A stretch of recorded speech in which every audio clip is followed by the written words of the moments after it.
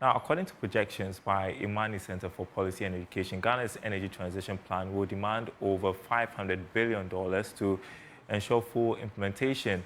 In an interview with Joy Business, an economist and senior fellow at IMANI, Dr. Theo Echampong, emphasized that the reforms to the financial system are crucial to unlocking private and foreign investments necessary to accelerate the country's transition plan.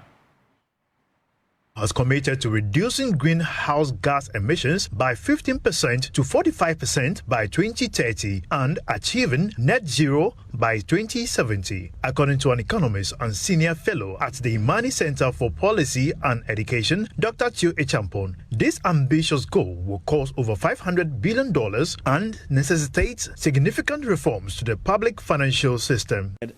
More government funding commitment, except that when you're in an IMF program and all of that, some reforms to the public financial system could unlock additional funding. But importantly, you need more from external sources, so your bilaterals and the commercials to come in, also equity funding, and even things like crowdfunding that were said at the forum here.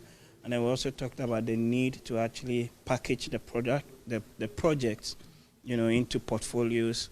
And that will help investors to actually be able to assess which of them they would want to go with, rather than them coming in and having to spend a lot of time looking for the projects themselves. Deputy Director at the Ministry of Energy, Dr. Robert Sogbaji, called for the adoption of hydrocarbon technologies. There are technologies which are being used already, such as the carbon capture technology, which are being used in the hydrocarbon industry.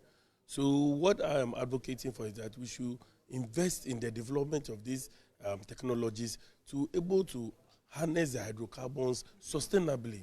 The last time I saw a technology for internal combustion in vehicles, where you can still use your diesel and your petrol cars, but still not polluting the environment. It's just like where you are using your oil filter, and by then at the end of the month or 2 months, you remove your oil filter, replace it. You have to have a carbon filter, where it is inserted and then it filters all the carbon and then you don't pollute. These are the technologies that we want to promote.